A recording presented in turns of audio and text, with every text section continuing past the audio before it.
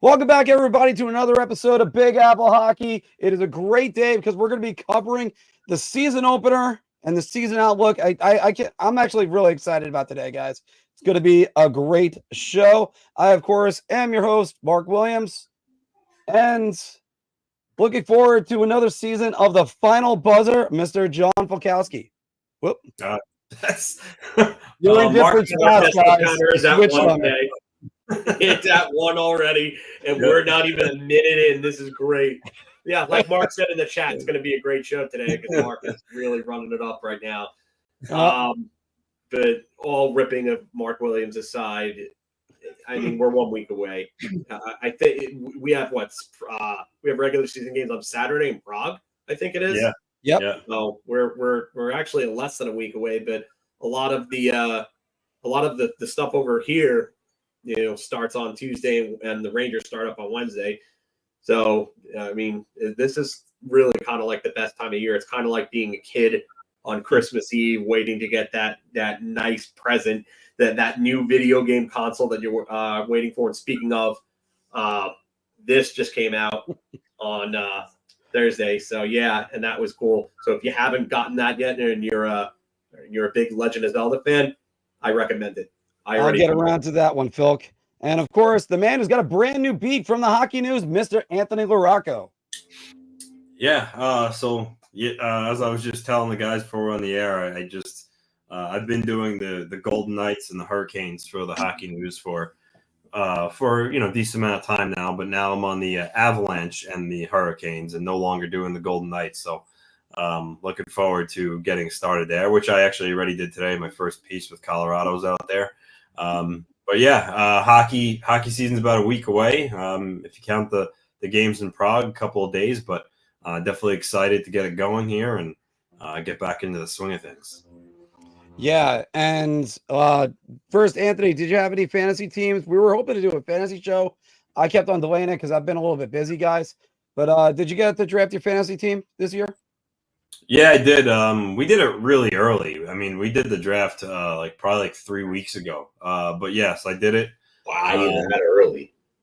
Ex-Germany, that question.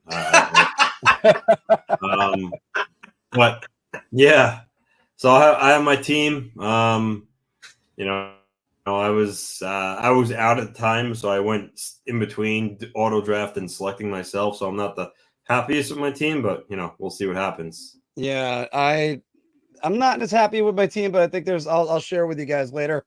Might be the last year I'm going to be having the team name Huge Caco. Might have to switch it to something else. All right, guys, let's go to the A block and make sure everybody you like, share, and subscribe for us because we got a lot of great hockey content. And a lot of Mark Williams phallic references. Yeah. Well, at least I can do it. Well, my favorite team name is Every Day I'm Haggling. So that was still the best one I had. Everybody, make sure you follow us, like, share, subscribe. See, Phil's got me all discombobulated now. And the A block is brought to you by SeatGeek. Use the promo code Big Apple Hockey for $20 off your first order. Big Apple Hockey trucker hats and shirts are available. Some of them are going to be going out very soon because we had some winners a couple weeks ago in our giveaway. And also make sure check out the 5 teams that could possibly just steal Igor Shesterkin from the New York Rangers. So let us start with the New York Rangers, the winners of the Metropolitan Division. Philk, what is the season outlook for this team right now? It's got to be cup or bust. This is it. I mean, Jacob Trouba and some others have basically come out and said this is the quote-unquote last dance. So, I mean, it's got to be cup or bust with this team. They have to finish the job. You got close again. Came up just short against Florida. The big guns came up short.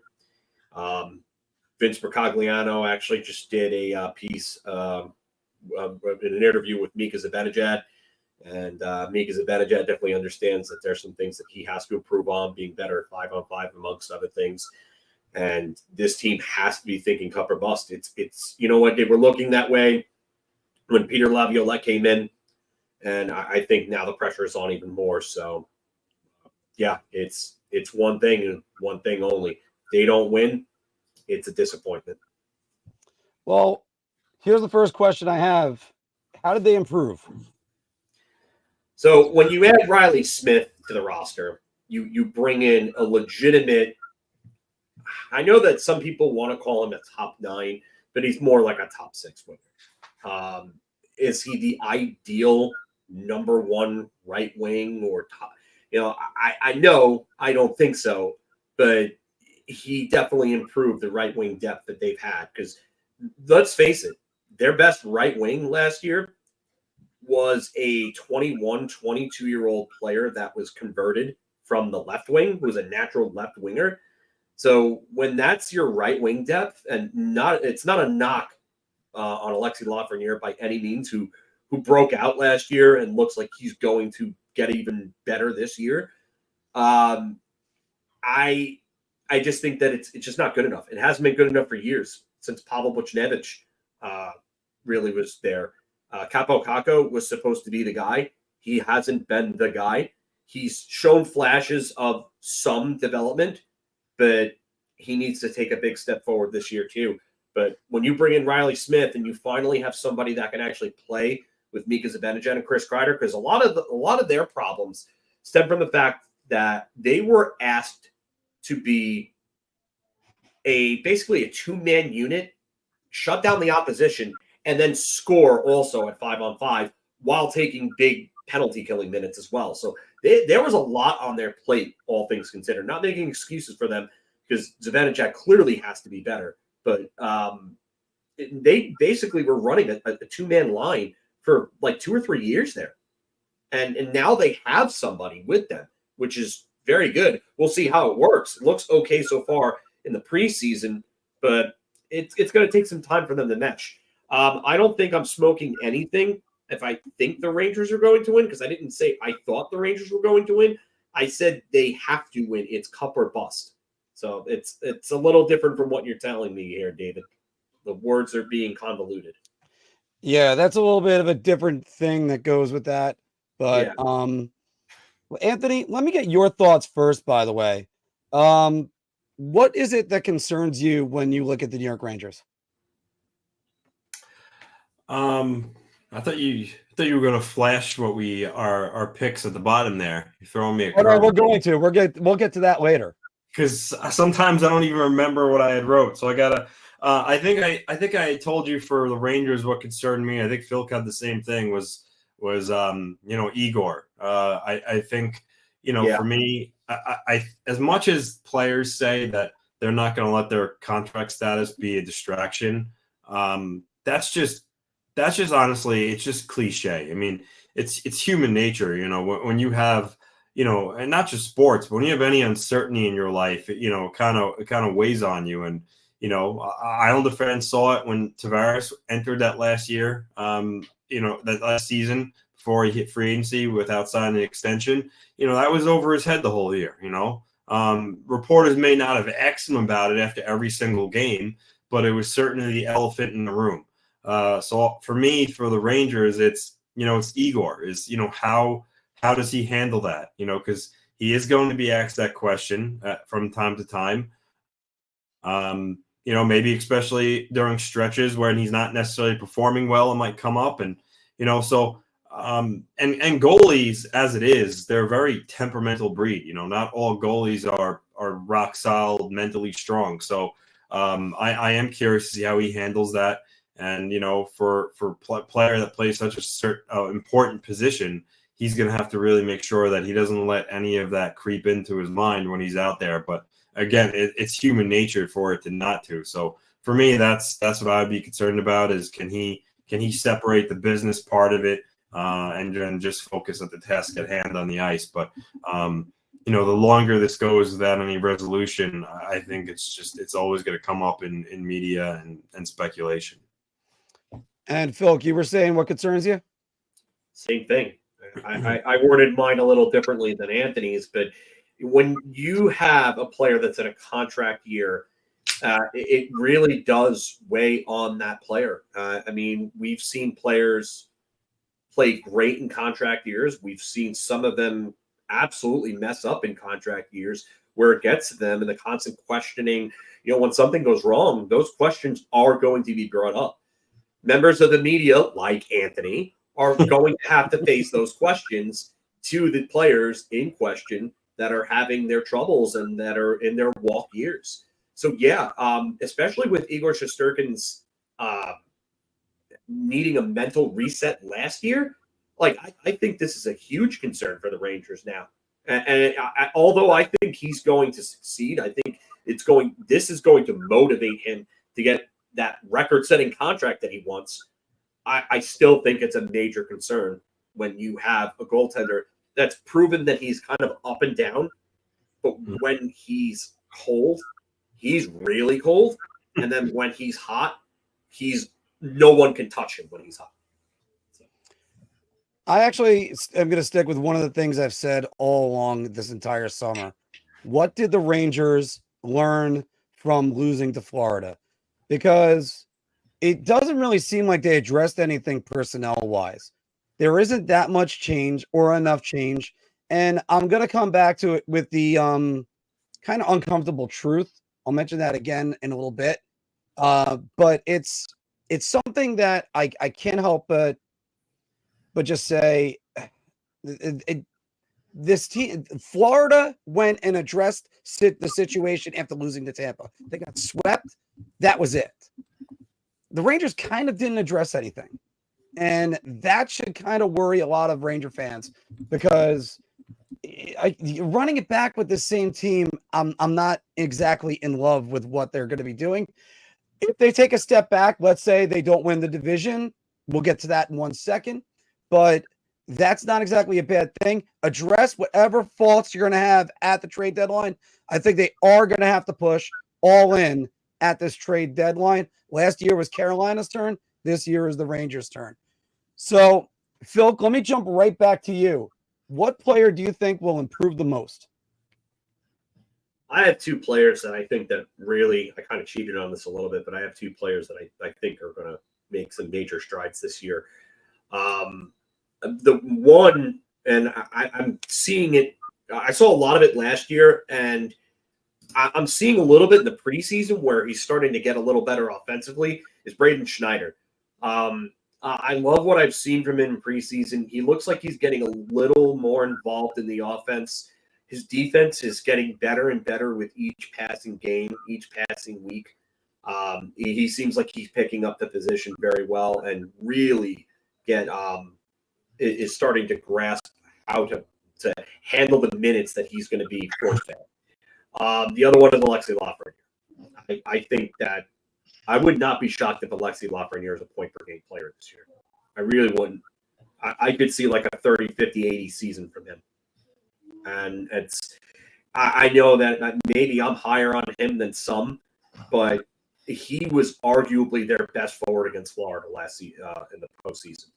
And he was just doing things that you saw him do in junior again. And he was doing them against a damn good team that ended up winning it all. So this kid's confidence level is probably through the roof right now. And that's really the biggest thing. When you understand that you're talented and skilled and you're good enough to play at this level and you have that confidence boost to know that you can produce at a higher level, that's when guys usually take that next step. And Lafreniere seems like he's grasped that and finally understands what it takes shift to shift to be that star caliber player. So that's why I think he's going to probably be more of an improvement than Schneider, but Schneider's right there. I really do think that Braden Schneider, you're going to see another level of Braden Schneider this year. As long as he sticks with Keandre Miller, I think you're going to see Braden Schneider take a huge step forward defensively.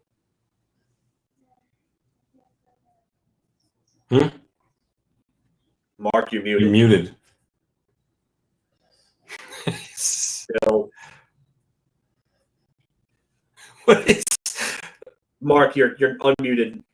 Can you speak? I got it. My audio went off for some reason. Okay. So sorry, everybody. Anthony, who do you got for the most improved? I have Keandre Miller. This is a guy that I think, he kind of like has all the tools to be a pretty damn good defenseman. they always say defensemen take a little bit longer to develop. You have to be patient with them. Last year he only had 30 points, but the year before that he had 43. So I think he can get back to that and maybe either another level. Like he skates really well. He's strong. He's big. So I think when you kind of put everything together, you have the recipe for a defenseman that, can really be effective night in and night out and being consistent all year. And I think that's the biggest part of his game. He needs to bring that consistency piece to the lineup every single night. And again, he's 24 years old. So, that for a defenseman, that's still relatively young. And, as he keeps learning and growing, I think that he has potential to get even better. So that was my pick for most improved. I kind of wanted to say Kakko, but I mean, I'm almost ready to say he's finished with his time in New York, but I guess we'll see. But for me, it was Keandre Miller. Well, I had Keandre Miller too. He was going to be my choice, and the guys were mentioning Adam Enstrom. We're going to be talking about him later, everybody. But let me go right to the player that most likely will be dealt, and I'll start it off, boys, before sending it over to Anthony. It's Kaapo Kakko. I'm right there with you. There is no way he finishes this year with the New York Rangers. It's not happening. I've been a big believer about Kaapo Kakko. I've talked about how great strides of his game. He needs to go somewhere that he's going to play. He's not getting the ice time with the New York Rangers. And moving him up to the first line where he doesn't fit with Kreider and Zibanejad isn't going to work. So it's just not going to work with Kakko. So would you agree with that, Anthony? Yeah, I had Kakko too. This is a guy that I thought still could have been traded even after he's, re-signed for a year. So, I think if he's having the year that he had last year, come the trade deadline time, his value might not be that high, but I think he's certainly a piece of a larger trade if the Rangers are going to go big. So, for instance, I don't think he necessarily has a value anymore to go out and, acquire a top player, but I think he still is a guy that could be a piece of a larger trade, and I think that's the direction it's trending. So I would be shocked if he's not traded at some point during the year. Phil?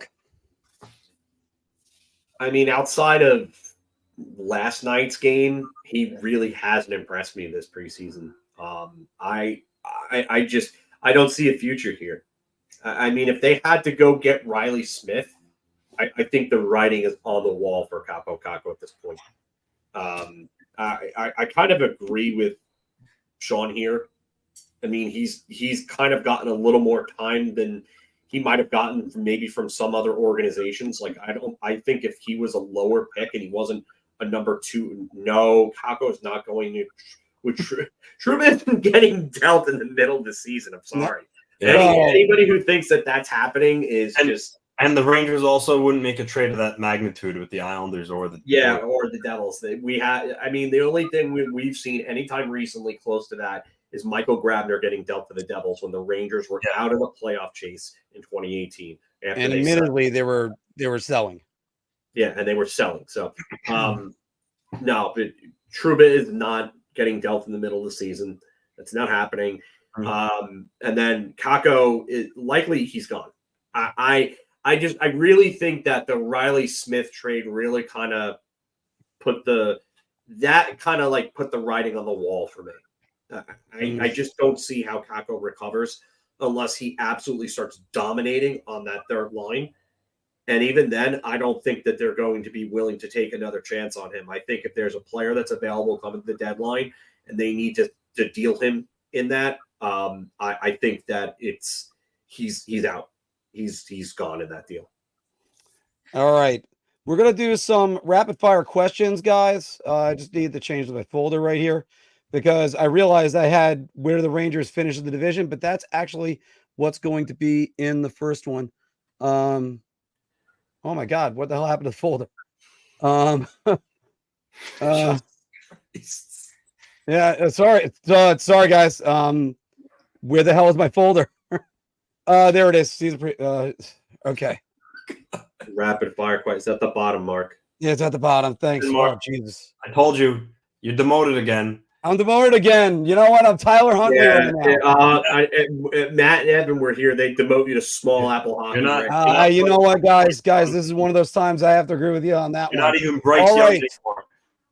So this is the way the rapid fire questions are going to work. I ask the question, you give the answer, and maybe one sentence. And we'll start with you, Phil. We're going to go right around. Will the Rangers win the Metro? Yes. Anthony? Yeah. Yeah, I think so too, because I don't think anybody has improved enough to overtake them. More or less points than 110 for Artemi Panarin. Anthony? God damn it, Mark. I keep you on your toes. Yeah. Why don't you just flash what I told you before? God damn it. Well, because there was too many of them. Anthony, you said I had it right here. I had 112. You said more. You said 112. 112. I think I said wash. I think I had it at like somewhere between maybe 110 to 115. I think where I had him. Yeah, I'm gonna go with that. He gets a little bit more in that 112, 115. I don't see anybody finishing ahead of them. I don't see Carolina's that great anymore, and I don't see the Devils has improved enough to beat them. And keep in mind, we'll be talking about them in about 15 minutes after the Islanders. Phil, how many goals for Alexei Lafreniere? I'm gonna say 30 plus. Anthony? I had 27. And mine was 31, I went with. Okay. Phil, how many even strength points for Mika Zibanejad? I think I originally said 50. I'm going to say 50 plus. I think that he's capable of at least a 20-point improvement. I could see it being 50 plus. Anthony? I had 55. You are correct. Yes, you did have 55. Guys, I'm going in under. I'm going 41. Until he shows me that he could be better at 5-on-5, I don't know about that one. Rangers power play rank will be Mr. LaRocco. 5th. Philk? I said top 3 to 5. And I went with second, 27%, I'm going to say. Igor Shesterkin's save percentage and goals against. Philk? Goals against, I said 235 to 240. Save percentage, I said above 920. Anthony? I have 919 save percentage, 2.48 goals against. Since that record, since that great year, I should say, of 21-22, his save percentage has gone down. His goals against has gone up. I got 2.6 with a 911 save percentage in both. Prove me wrong, Igor, and go get your millions. And Anthony, I'll start with you. What is an uncomfortable truth about the New York Rangers? Phil kind of touched on this when he said some of the guys mentioned that this is the last run for the core. So my uncomfortable truth for the Rangers was that if they don't win the Stanley Cup this year, changes will be made and their window to win a cup is going to start to close. If not close completely. Yeah, I think it closes completely at that point. I think they go into a retool after that. All right. And mine would be they need a tougher third line. Their third line, you're not going to win in the playoffs with that. Good point. And I'm sorry to like it doesn't matter whether or not I like guys like Philip Hedl. I think the world of Will Cooley. They need to upgrade that center. Florida did it. Lots of other teams. I can see Hedl being gone at the deadline. Very much so. He's right behind Kakko to me. And it's not just about that. Phil, what is a comforting thought when it comes to New York Rangers? Oh, I kind of forgot what I put for this. I thought you didn't. Welcome to my world. Oh, this one I put I got that they'll make the playoffs comfortably. Yeah, they'll make the playoffs comfortably, and they're going to be very aggressive at the deadline, I said. All right. Anthony, what do you got? I just put simply that they're still the best team in the division. I'm going to agree with you on that one. They're also coached by Peter Laviolette, who knows his way around the division. They're going to be just fine. Guys, what do you think about our reviews of the New York Rangers? Make sure you're throwing it down in the comments. We got a lot of hockey talk that's coming around for the entire season. Let's pivot right back, pivot to the New York Islanders and their season, because you know what? They made the playoffs too. They had a little bit of a disappointing end. Mr. Anthony LaRocco, will you please tell us the season outlook for the New York Islanders? Well, I think, for the Islanders, it's about building on last year. They got into the playoffs again for the second year in a row, and unfortunately lost in the first round again for the second year in a row to the same team.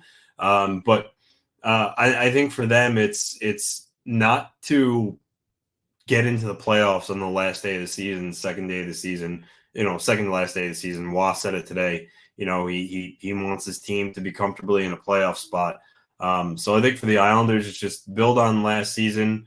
Kind of have Wah clean up the things that he didn't have enough time to really do on the fly when he first came in, and try to just give themselves a cushion there, like I had said, because they've been last 2 years, they've been fighting to get into a playoff spot.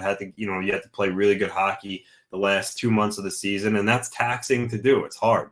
So I think for them, it's to get off to a good start, put some points in the bank here, and then, be able to not have to scramble and feel like you have to play, 800 hockey the rest of the way to get in the playoffs. So, at the beginning of every year, every single team, it's their goal is to win the Stanley Cup. The Islanders aren't in the same contending class as some of the other teams like the Hurricanes, Rangers, and some of the other teams out west. But they're also a team that really should make the playoffs, no excuses. So for the Islanders, like I said, it's get off to a hot start, play consistent hockey the whole year, not worry about getting in on the last day of the season, and just try to make sure you're playing your best come the stretch and get yourself ready for the playoffs. But they got Wah for a whole year. And be able to install his system with a full training camp. That's going to be huge. Duclair coming in, Sepulkov looks good. So I think there's some positive thoughts with the Islander fan base going into the season that they're going to be a more faster and exciting team to watch this year. I think you covered everything, but how else did they improve, you think? You think that there's a lot more speed with this team, you're saying? Well, yeah, for how they improved, they brought in Anthony Duclair, so now they finally have a complete top line, whereas the last couple of years it's been 2/3 of a top line with just a random, revolving door of players trying out on that top line that haven't worked. So Duclair solidifies that line, brings speed, skill, and then of course Sepulkov we all said is the wild card. Granted, it's preseason training camp doesn't mean a whole lot, but the early return from what we've seen is that he actually could be a player. So if he pans out, that really changes things for the dynamic of the Islanders lineup. So, but yeah, I mean, those are the only two additions they made. So Duclair, Sepulkov, and then I guess you could say Wah being there for a full training camp and really putting a stamp on the team, that matters too, you could say. But on the ice, Duclair and Sepulkov is how they improved. Mm-hmm. All right, Phil, let's go with you first. What concerns you? And then I'll jump back to Anthony. The defense still kind of relies on the health of Adam Pelech. We saw when Adam Pelech went down last year and in previous years when he's gone down, their defense is not the same. They need better depth back there. Noah Dobson needs to improve defensively, but ultimately, really, if Pelech is out, that causes a huge, huge problem for the Islanders because they really don't have anybody to handle the minutes that he handles the way that he handles them. So they definitely need some defensive depth.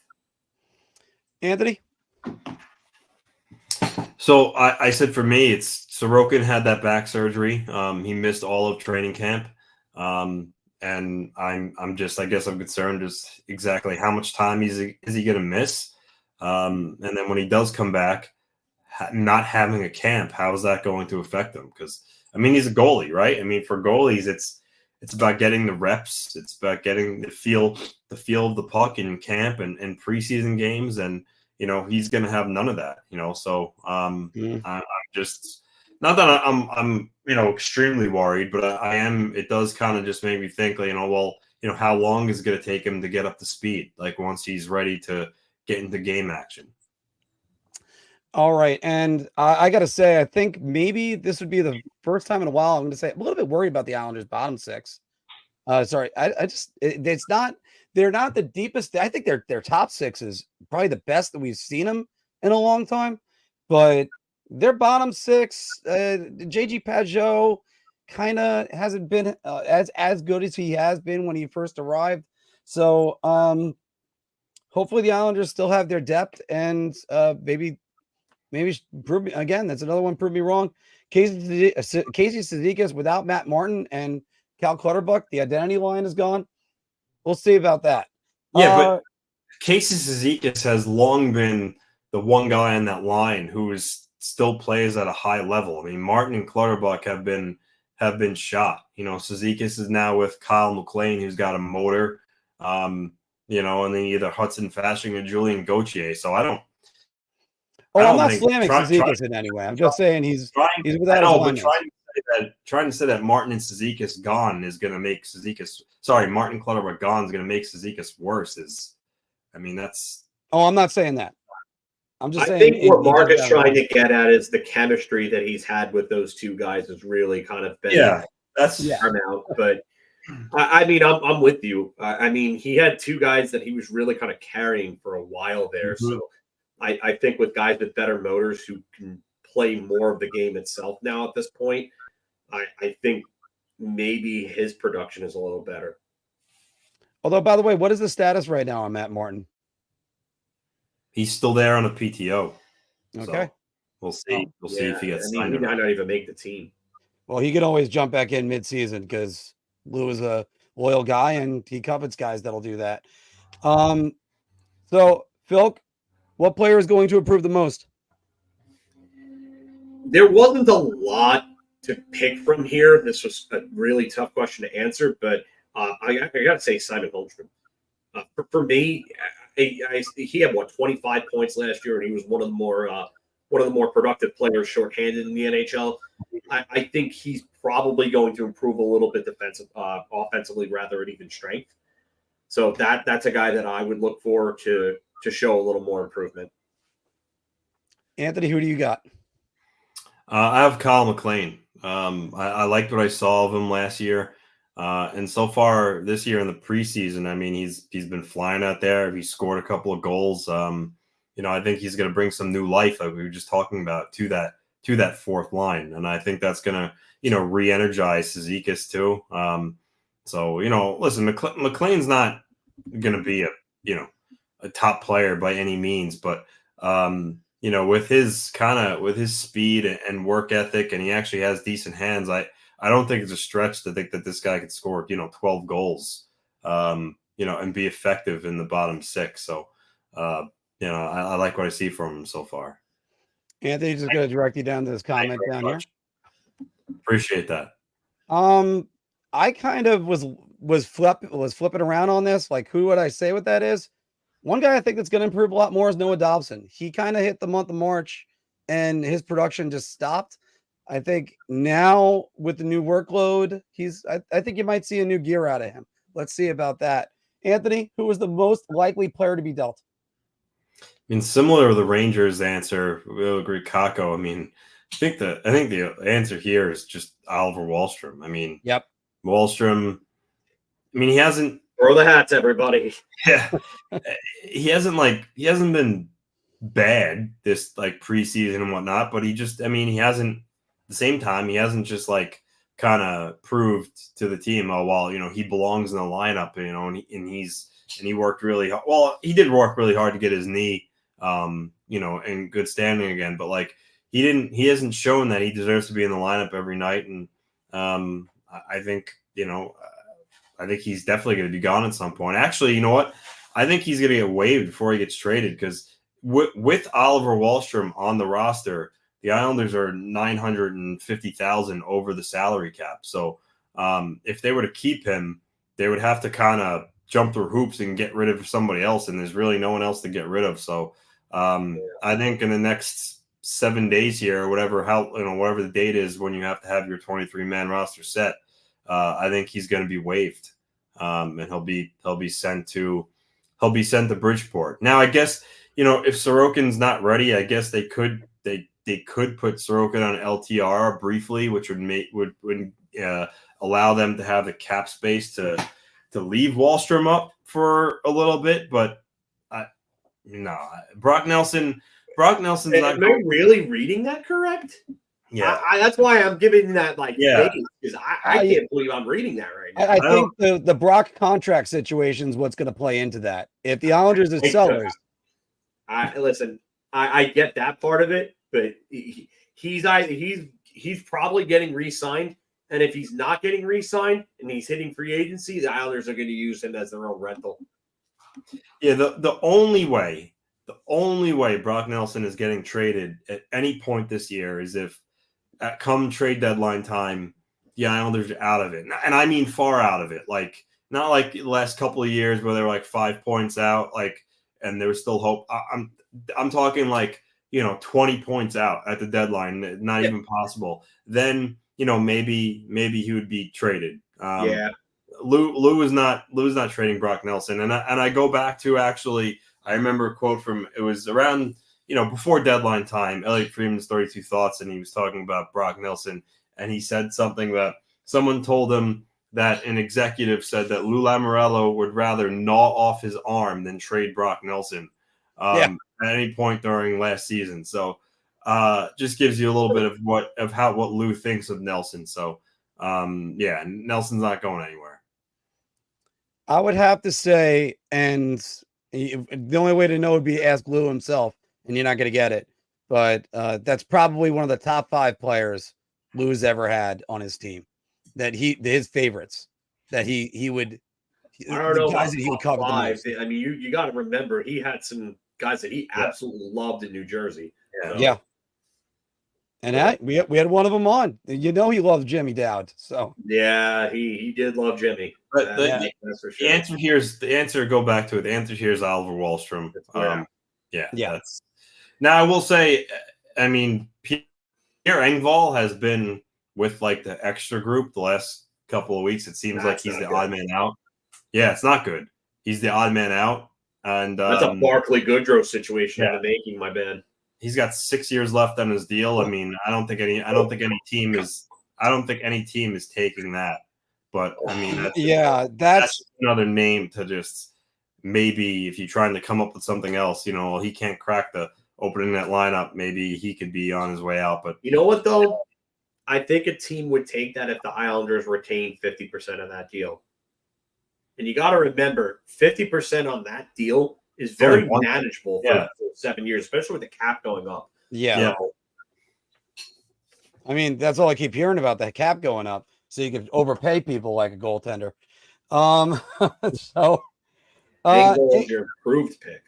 Yeah, well, Engvall, he's going to have to improve because he hasn't been doing much. Guys, let's get to some Islanders rapid fire questions. And Mr. LaRocca, let's start. Where do you have the New York Islanders finishing? I had 3rd again. Phil? I have 4th. I have 2nd, actually, because I think they might be a little bit better than what people think. And that's a little bit of I wouldn't be shocked if they finish above 4th. I just think with the Sorokin problems, I think that's going to hamper them for a little bit. So that's why I say 4th. I do think Varlamov pays dividends in that situation. Yes. Phil, right down to you. More or less than 85 points for Matt Barzal, that would put him over a point per game. Wash up. I think he sits at 85. I think exactly 85. I had less, but it's semantics because I said 84. But right. Well, I'm actually going to go over. I'm going to say 88. If you're at 84, 86, you might as well just say wash. Yeah. That's fair. But I got him at 88. I got him trying to press 90. I think we all agreed on this one, guys. Anthony, I'm going to start with you yet again. Islanders goal leader will be Bo Horvat. I got Bo Horvat with 37. So yes, you guys we're all in agreement on that one. There's another hat trick. Noah Dobson will have how many points this season, Philk? I think I said 75 or 70 to 75. I'm probably going to go a little more towards 75. Anthony? 75. That's what I had to. I went higher to 78. The New York Islanders power play rank will be, Anthony. I went 14th. I said anywhere from 10 to 15. I got them 15th. That's good for 22% in the league. A successful season for Siplikov, Anthony. I said anywhere between 15 to 20 goals. You'd have to consider it a success for Siplikov. Phil? I said, depending on his usage, if he stays in the top 6, I think a 20-20-40 season would be a success for him, because if you're getting that type of minutes, if he sticks there, I think you should be able to hit those marks. Yeah, and I just said I kind of lowered it and said he just has to hit the 20 goal plateau and he'll be fine. Just think of it this way: you don't want a player in your top 6 that's only scoring like 15 goals. Like you want him to be scoring 20 goals at that point. Yeah, and I think he's going to have a lot to show. You know what could weigh into this is he's been on the Islanders PP1 the last couple of days in practice and their last preseason game. So if he does get power play one time, that could, inflate his numbers. And Lee's great in front of the net. Like, he's been a really good presence in front of the net for a while.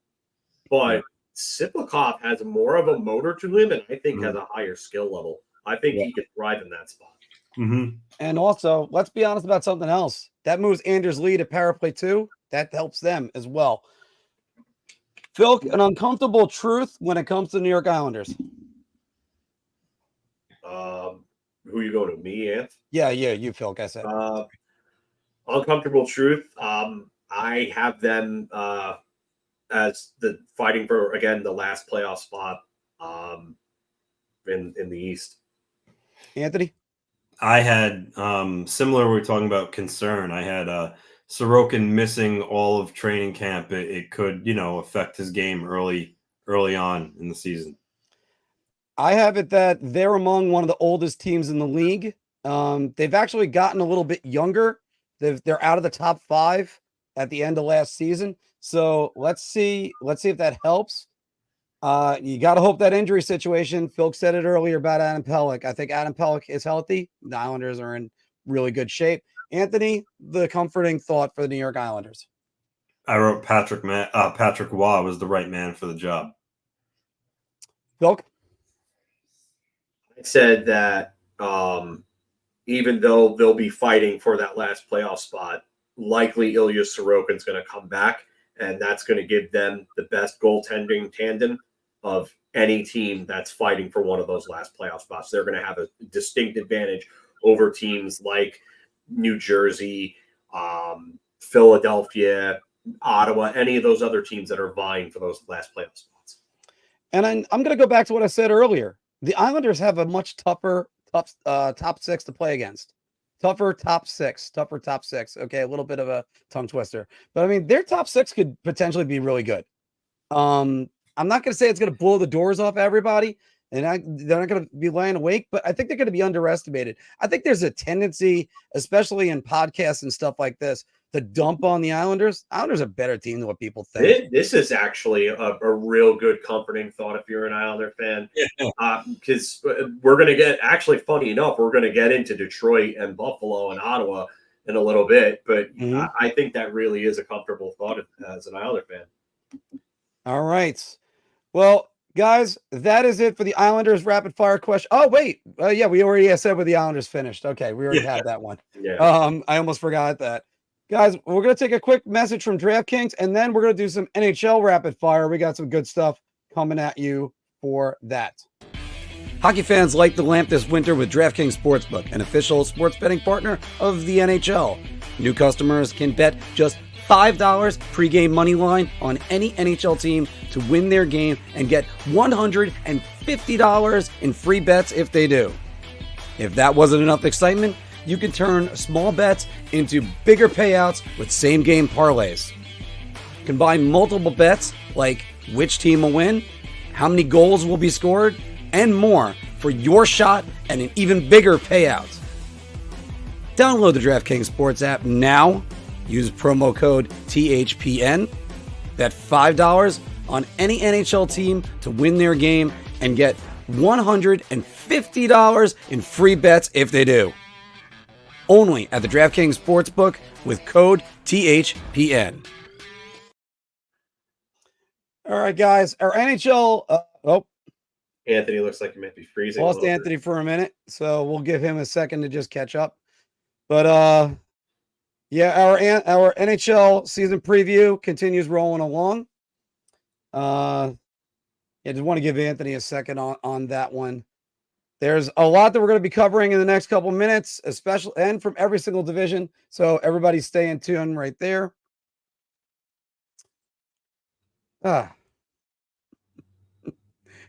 This is an awkward moment. So and there he goes. I guarantee he comes back in about. Yeah, he's gonna come back in a second. He's gonna come back in a second. I mean, especially if we're gonna start spitting all these out. I think we agree yet again on something else, guys. I think there's a lot of chalk that's gonna be in this, but we're gonna see a lot of the teams that are, there's a lot of good questions that's gonna be coming from this. Just trying to buy Anthony another second, guys, on our season preview. Yeah, Phil, going back to one thing I was saying earlier, Philip Hedl, I think the Rangers, they're going to have to try to go and get a center that's tougher to play against with that third line, a better matchup center. One guy that, yeah, I know, 24 watching, only 11 likes. Thank you, Jay. I appreciate you, brother. Yeah. Oh, and I got to text you because I got to get your address. So I have Phil get me your number, so I'll give you a call, Jason. Yeah. All the shirt winners. Patrick has texted me, so that's also a good one. Anthony said his Wi-Fi cut out, so I don't know how long he's going to be. All right, let's Phil, let's start out on this one for a second. Hopefully, we get Anthony right back on in a moment. Let's go with one of the trophies. Let me pick out a couple of the trophies. We could always go back to rapid fire in a moment if we have to. Phil, okay. Let's start with the young bucks that are coming up. We're going to be talking about the Calder Trophy in a moment in our bar talk. But Phil, who is going to win the Calder? Wow, that's a really good question. I went with Logan Stankoven. He has the experience already. He was great for them down the stretch and in the playoffs. He knows what it's like to face, NHL competition at its toughest. And I think that gives him a little bit of an edge over the other guys. Matvei Michkov is actually a really good pick here from THG. I know a lot of people who are high on him, and understandably so. He's actually having a great preseason. Yes, DP. Here's Anthony. So we got Anthony right back. Get his pick on the Calder. But yeah, I'm going to go with Stankoven. I think Stankoven's insulated in a good lineup.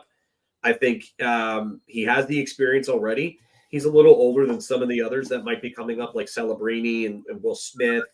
Yaroslav Askarov could be a dark horse. But I got to go with Stankoven.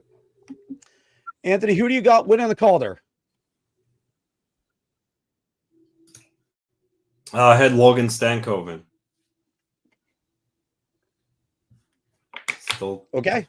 As Bill said, he's going to be insulated in that lineup. I think that's actually going to work to his detriment. I think when you got a guy that's insulated, they might limit his minutes a little bit. So I think it's going to be Matvei Michkov. Actually, is the guy that I got. I think he's gonna get there. I think Anthony might have froze on us. Yeah, I think so too. He isn't responding. I mean, yeah. But we'll give another minute on that one, guys. We'll go through the awards first. I was hoping to do the rapid fire first, but we'll do the. We can talk about a little more because there's a big field for the Calder this year. I mean, we talked about Askarov. Mm-hmm. Oh, Colin's actually watching. Oh, that's awesome. Hey, Colin. I don't know. I don't know if he's actually in there in the chat, but I mean that's awesome. I just got a message from him on Facebook Messenger. He actually he married my cousin last year in February. Oh, nice. For the wedding. It was a great wedding, and they are expecting. So congrats to them. We have Anthony back now. Hopefully the same news that I'll be sharing in the future soon enough. Whoa. No. I meant just like, I mean, after a year of being married, stuff like that. Who knows? No. I know. That's what I'm saying. Oh, there you go. Well, you know. There you go. No, I'm not putting any pressure on her at all. No, I'm not saying. Oh that. no, not any pressure on her at all. Women don't have that biological clock or anything. No. But I mean, it's just you got a good person. You want to have a good life. That's all. All right. So Phil, go on about the Calder field before I dig myself a huge hole. I mean, you got them. I mean, Dallas could literally have two guys that could be up for it. Everybody's talking about Maverick Bourque in the year that he had in the AHL. He looked really good. I mean, one thing I've noticed is that a lot of the guys that are playing pro against men that come up, they end up being a little more ready because they're playing against, guys that are physically bigger and faster. And it really, it helps them. It helps them acclimate to the game, especially in, the AHL where they have a.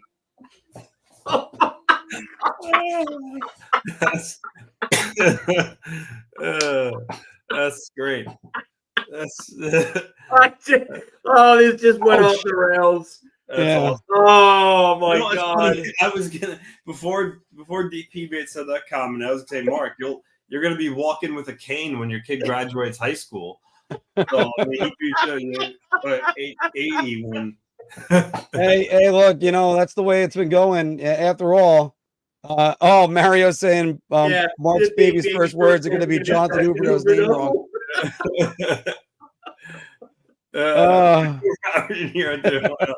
Well, I'm not there to De Niro, guys.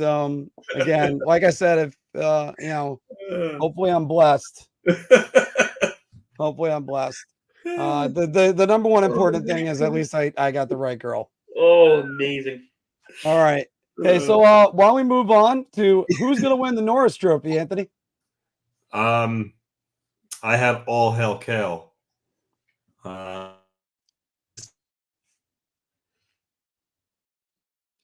Did we lose Anthony again? I hope not. Poor guy. Man, his Wi-Fi is going to.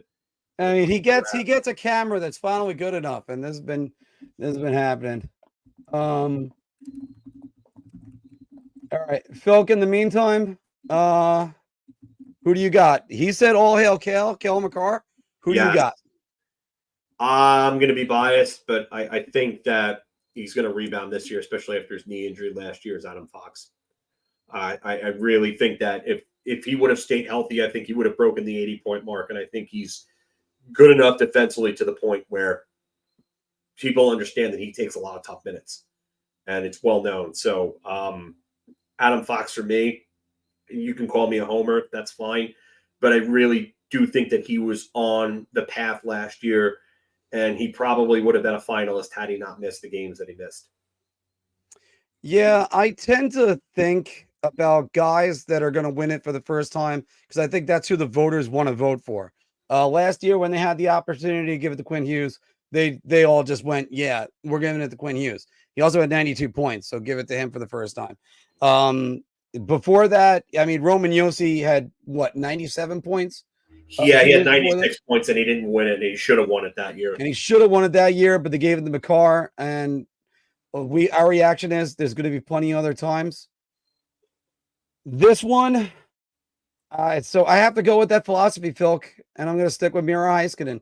I think they're going to try to give it to him for the first time. He's Norris grade quality. See, the difference is, I think about 10 years ago, I used to refer to Ryan McDonough as like the fourth best defenseman in the league, and he just couldn't crack that. I think you have like 6 Norris level defensemen right now in the league, like McCarr, Josi, Fox, because who's already won it. Hughes has already won it. Heiskanen could be in there. And then there's got to be a dark horse guy. Rasmus Dahlin could be another guy that's in there. We'll see about that one. But it's one of those things that we're gonna see.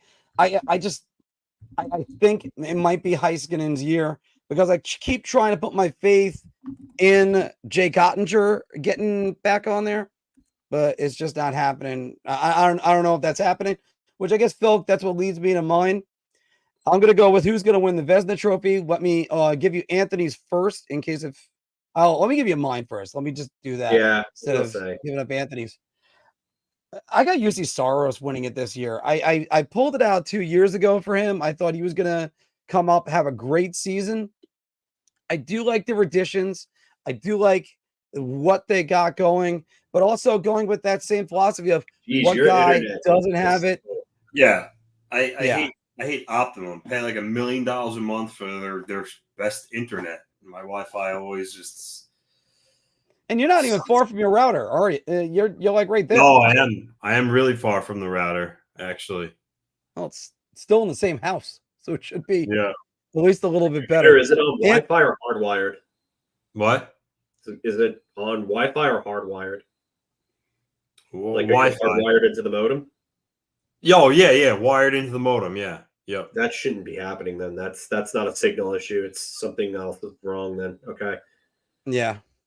Well, I got you, Anthony, and we're still working. Who's winning the Vezina? I have UC Saros on there. Me too. Oh yeah, I could see it.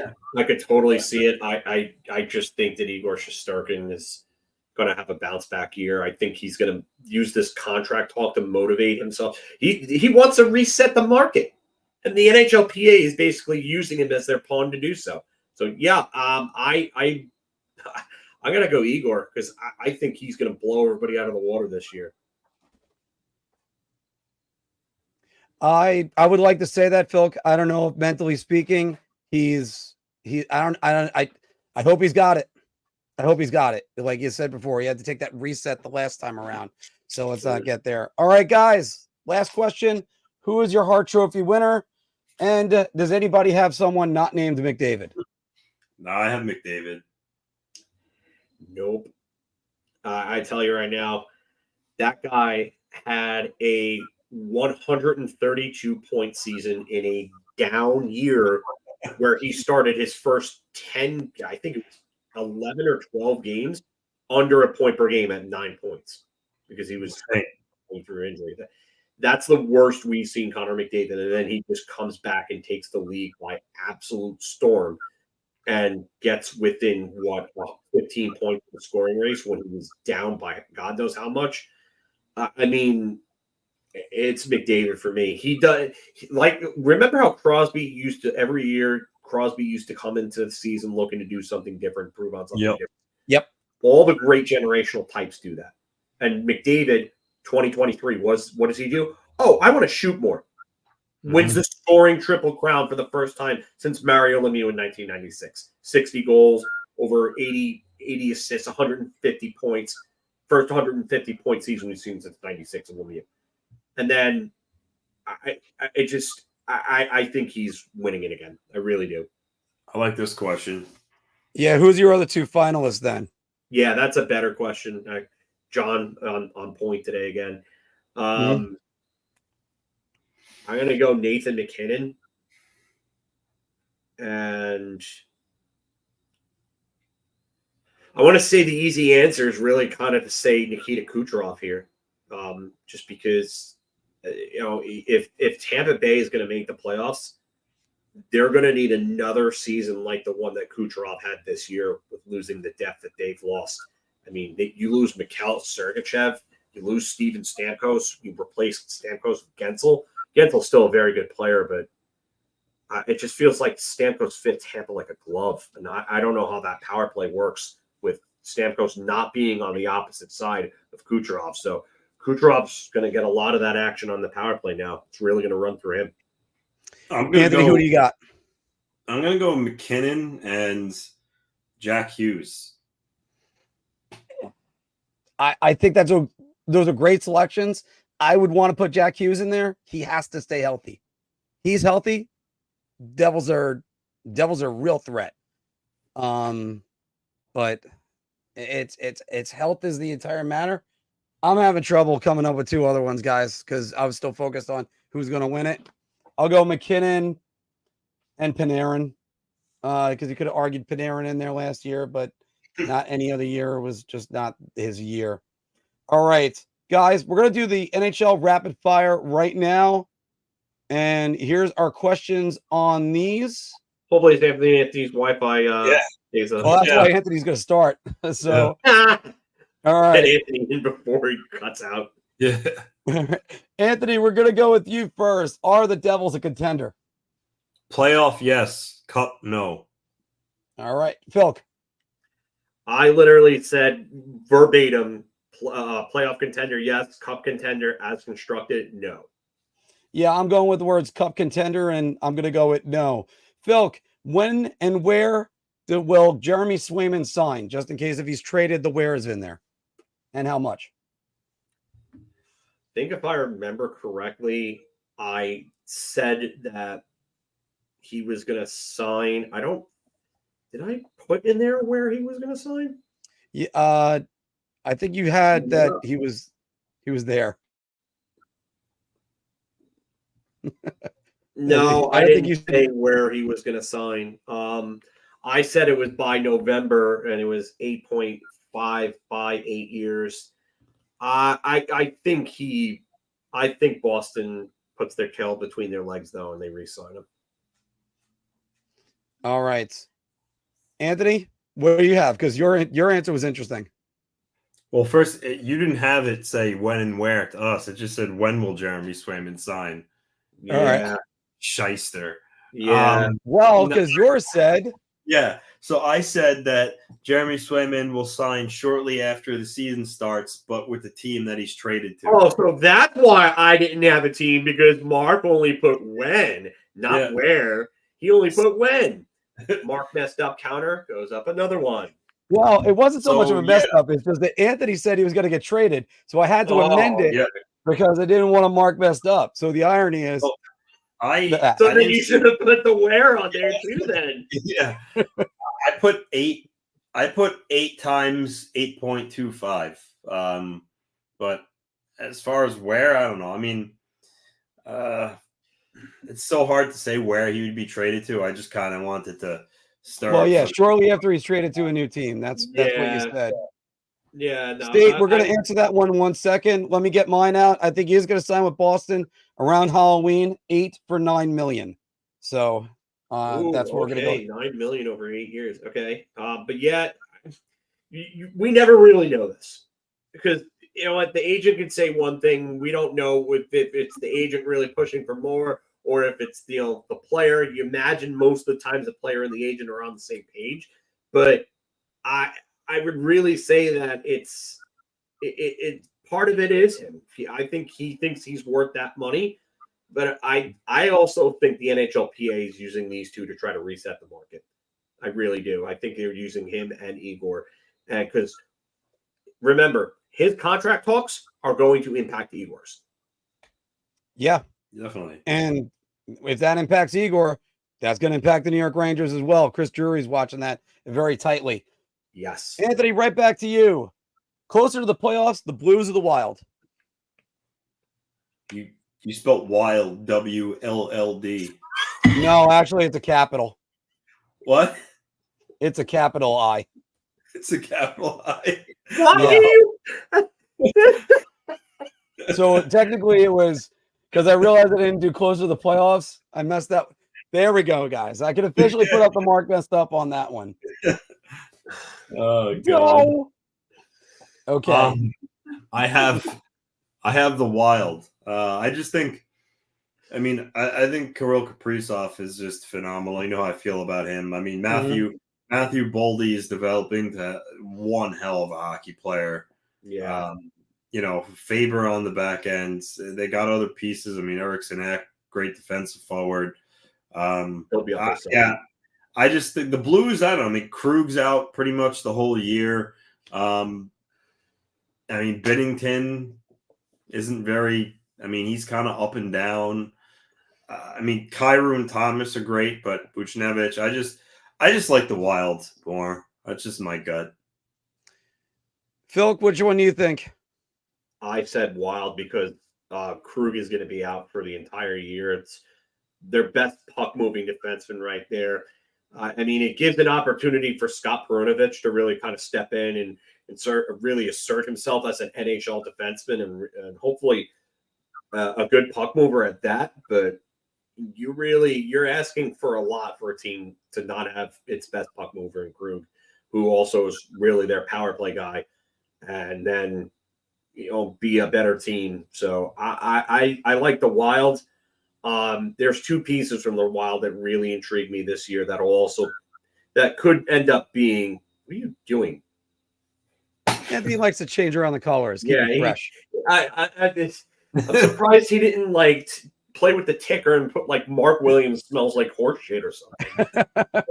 Because that's what Anthony would do in the middle of me talking. But so I like Kuznetsov, Marat Kuznetsov, and Liam Ogren, two guys that might end up factoring in somewhat to the Calder conversation. Definitely like what I saw from Kuznetsov down the stretch last year. I think he looked really good. So I think they have some pieces. They have some pieces that, for me, in a couple of years, they could end up being a really good team. But you know what happens in a couple of years, right? Kirill Kaprizov's contract is up. Yep. Could be a problem. Yeah, there was the rumors about him supposedly saying he wants to go to Chicago. We'll see about that. Yeah, I don't know if I buy that any bit. Yeah. I made sure you got the capital I in there. Oh, my God. Guys, I went with the Blues only because Binnington kind of had a resurgent season last year. I like their additions of Broberg and Holloway. Broberg and Holloway. But really just call them Hoberg? Hoberg.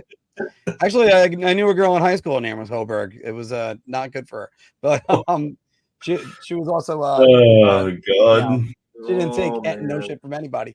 But no, I do think that I like their additions.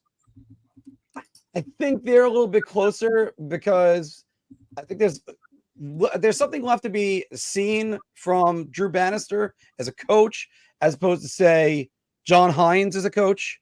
I think John Hines is good for maybe teams that have to play more defensive, but we'll see about that one. He always starts well early and then he fades away. Yeah, let's hope he doesn't have to pull any more goaltenders in overtime this season. All right. Anthony, let's go to you. Who has more points, Connor McDavid or Nate McKinnon this year?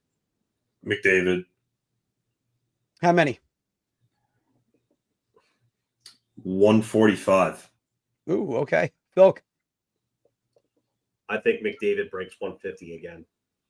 I have 150 on the nose. That's why I was kind of curious to see what you guys are thinking about that. I really do think that for him to be able to score 132 points after starting barely under a point per game in his first 10 or so games, that to me just that tells me that he's going to be pissed. He's going to come back even stronger this season. And then they just added Jeff Skinner. Yeah. I mean, now you add a guy that's capable of scoring 70 to 80 points and 40 goals on a line with him. Now you can keep him and Draisaitl split. Or if they're down late in the game, you could put a power line together. It's McDavid, Skinner, and Draisaitl and have them just skate circles around you. Ain't no way I'm taking Zach Hyman off that line. God, the Rangers are not in the Pacific or in the Pacific and have to deal with that because that's terrible. All right, let's go with the fun one, guys. And you know what? I think this one was a lot tougher. They asked this on NHL Network, so it's not that mean. Who do you got first coach fired? Who? Oh, sorry. Anthony. Derek Lalonde in Detroit. Phil. Yeah, I messed up when I said Blashill, but it's Lalonde. I think Lalonde, and then I had a tie with him, and then there was who was the other coach I said? You had one. Oh, the Utah guy. Oh yeah, Andre Tournier. Sorry, Tournier. Andre Tournier. Yeah, you know what? Tournier, they had an 8-win improvement from 2023 to 2024, and I really like their team. But if things go wrong, like early on, and that team starts falling behind, I think he's getting canned. Same with Detroit. I think if they start slow, I think LeBron's gone. Yeah, they definitely can't have like a month that they were just abysmal like they did last year. No, absolutely not. Guys, I wrestled with this a long way, and there's so many teams that either they just named a brand new coach, or that coach is kind of entrenched. There's nowhere for him to go. I went with Mike Sullivan, and I can't believe those words are coming out of my mouth. Oh, that's right. I put that as a dark horse. Yeah, you did. You put it as a dark horse. I put it as my actual guess. Because, I mean, it's not going to be New Jersey. It's not going to be, and I still can't believe Lindy Ruff got fired. It's not going to be Ottawa. There's a lot of usual suspects that are there. There's no way Boston runs out Montgomery or Laviolette out of New York. So I'm spitballing on a lot of these things. It's just, I can't imagine them firing Sullivan, but yeah, he would be mine. Bill, who is your surprise team? Utah.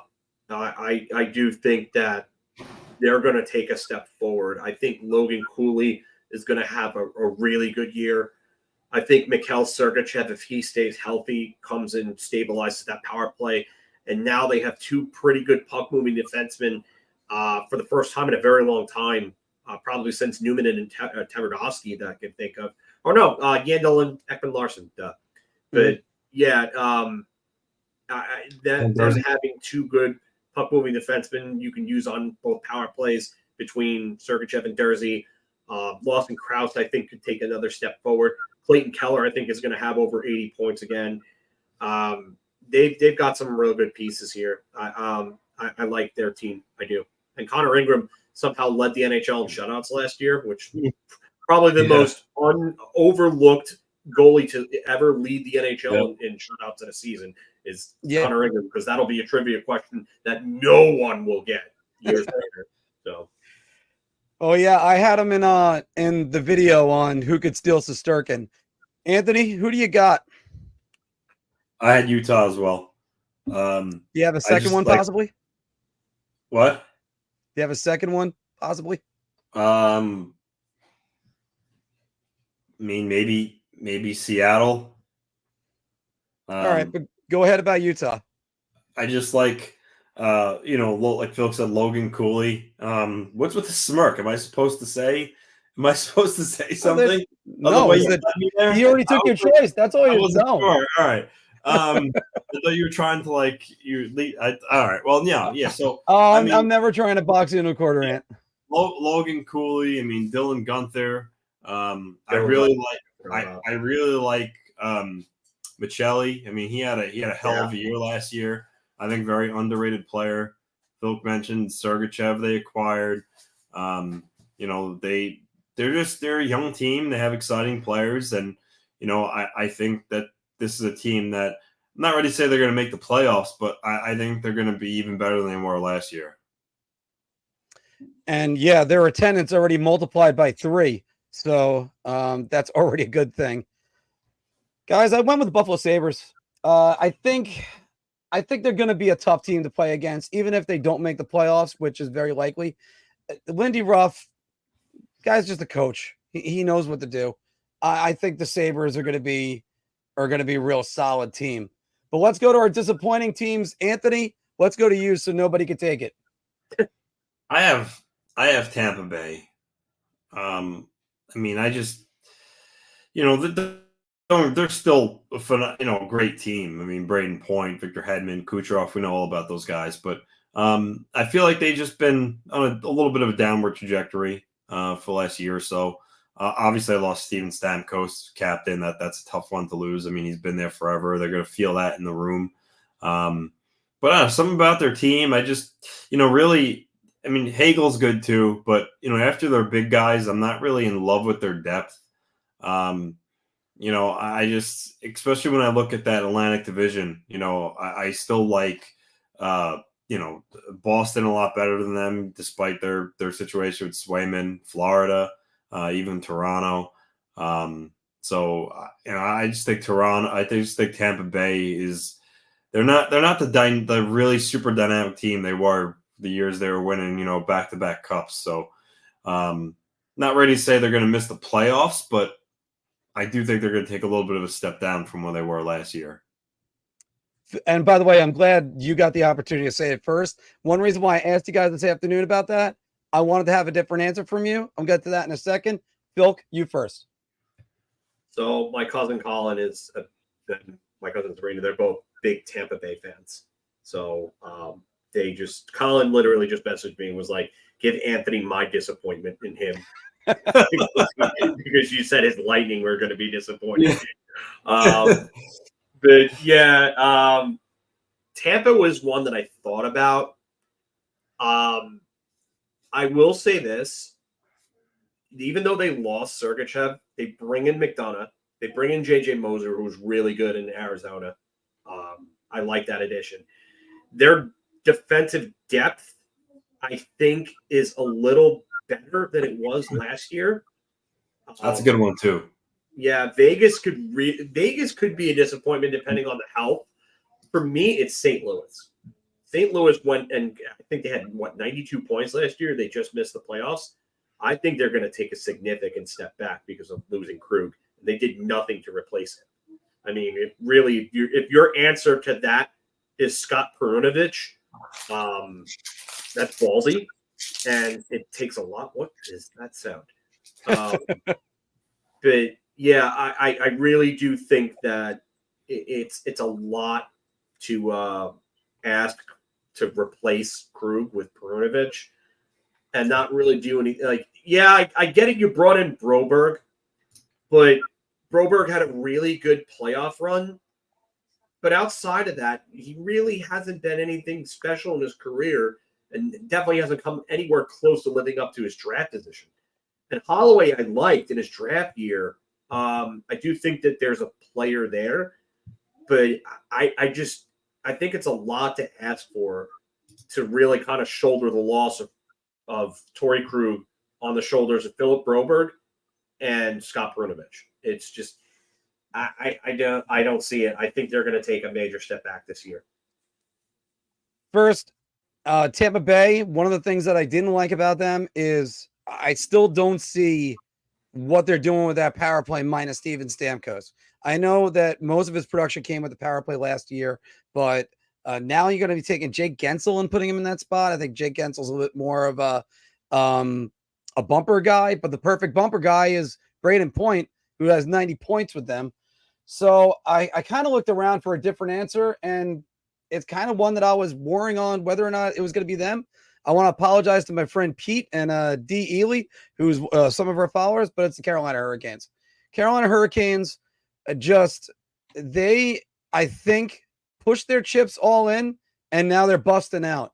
I don't like their decor. Their Jarvis is still a hell of a player. Aho is still a hell of a player. Is it just me, or are you guys tired of waiting for this greatness that Svechnikov is supposed to be? I mean, it's sort of like a little bit of every time it looks like he's going to jump and be this fantastic player, and then he gets injured, then he's out, then it's actually a really good. Yeah. Pick.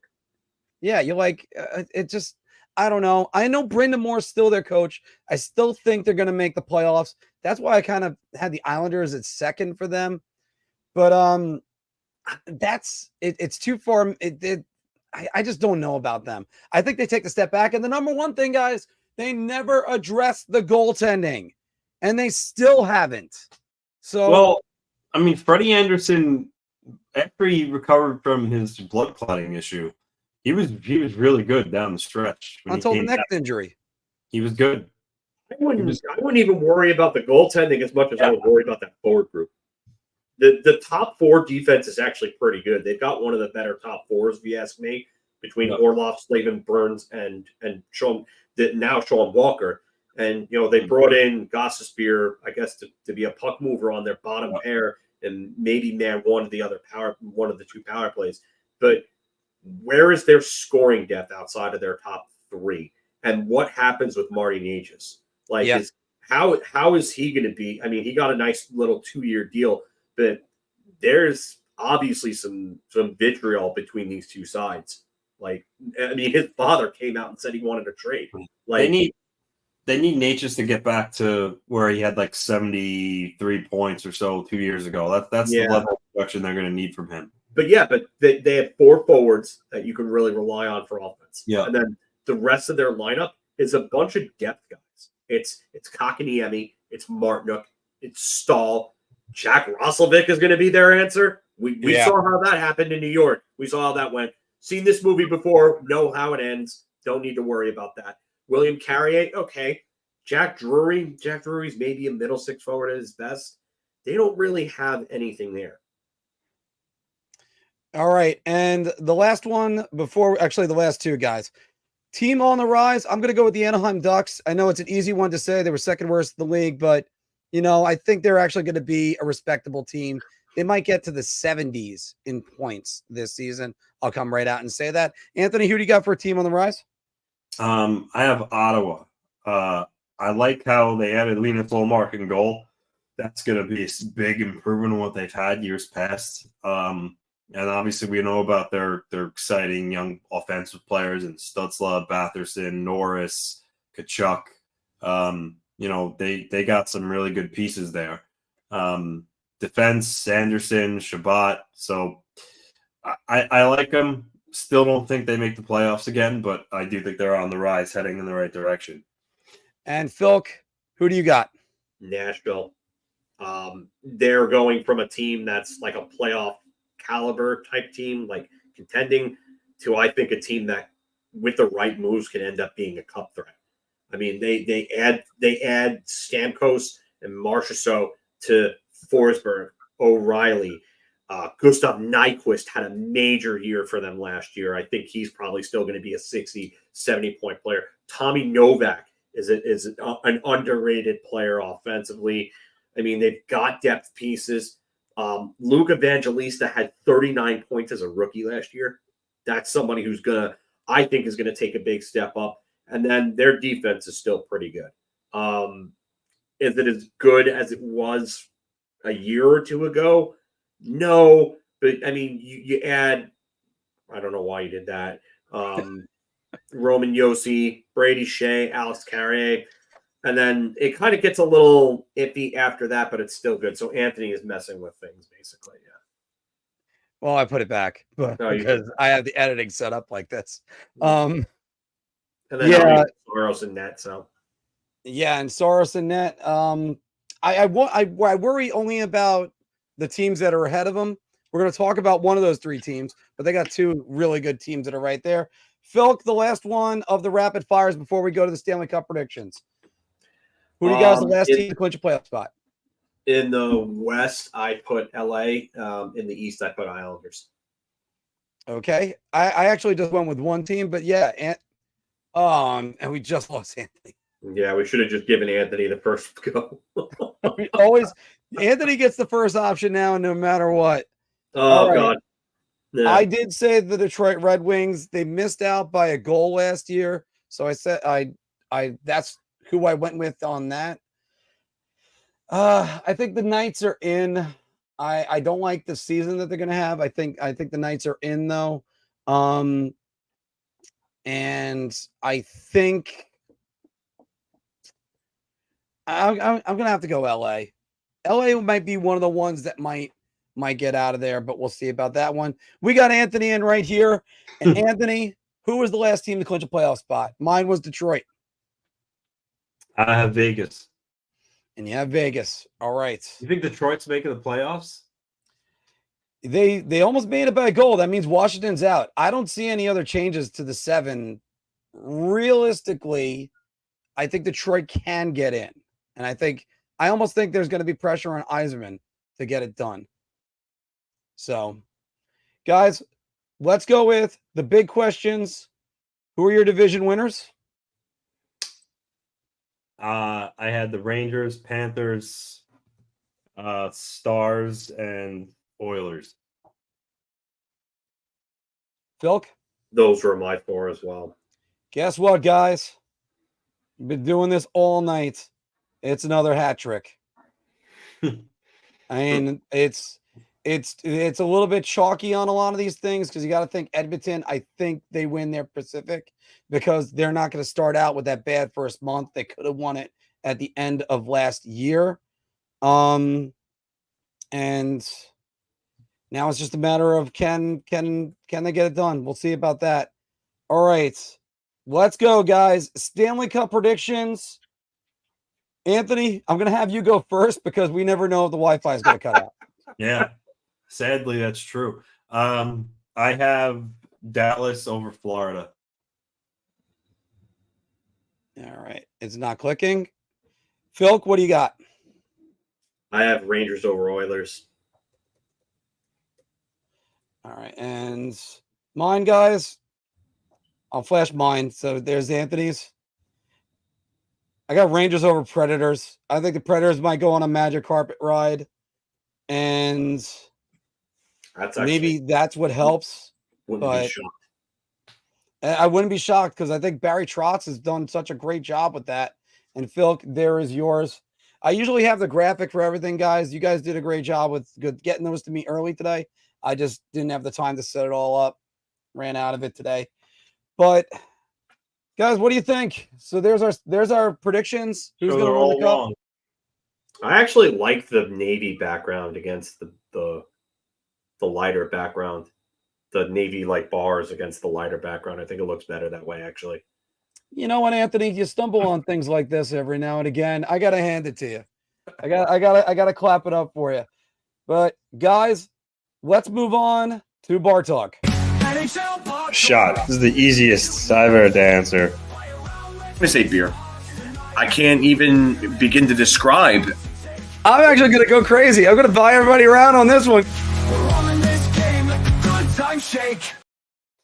And I mostly like that ending just for the role in this game because everybody play along. It's the NHL Bar Talk. You're so confident that you're buying around, so have a beer. We gauge our confidence on topics based on our choice of drink. So, and again, play along down in the comments below. Phil, let's talk about a guy that scored a goal last night, and he's looked pretty good in the preseason, Adam Enstrom. He also had a goal against the Islanders. There really aren't any other stats to keep in the preseason, but Adam Enstrom should make the opening night roster. Get the hoop, Mark. Get the friggin' hoop. Get the hoop. Not you here. He needs the hoop. Evan, where are you? He needs the hoop. Get the damn hoop. Lay up. Yeah, I mean, I posted about this on Twitter, and I said that he has to make this team. I think even without the injuries, I think he should make this team. I said he should have stayed up in the lineup last year. He should have been playing in the playoffs last year. I think he's good enough. I think he's ready. I don't see if you send him back down to Hartford, what are you going to do with him down there? He's going to dominate more than likely. He's going to be really good, and then you're going to. Listen, I get it. You want him to have like minutes, but I mean, he fits into this bottom six like a glove, and he gives them size, speed, skill, grit, things that they lack. And this bottom six needs that. It needs that badly. And listen, we all like Jimmy Vesey here. Jimmy Vesey came back to the team that he first came up with, that signed him to his first, his first big deal. But you know what? Edstrom's got to be playing. Need more guys like him in the lineup. Anthony, what do you think? Edstrom making the team? Yeah, it's around, especially with VC out for his injury. I think he should be on the opening night roster for sure.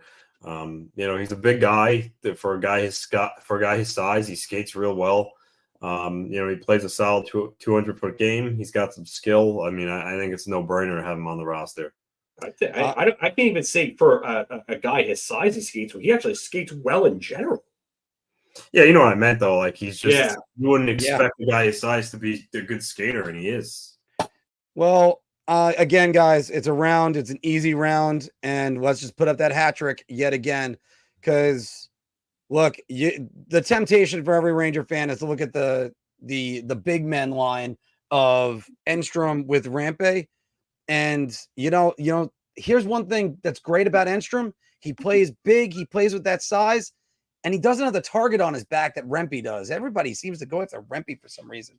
I still don't get that one, but whatever it is. By the way, thanks to the 9060 you guys that are watching right now on both YouTube and oh man. I mean, it still was a capital A. It still was a capital A. By the way, Anthony, you know there's always a capital A.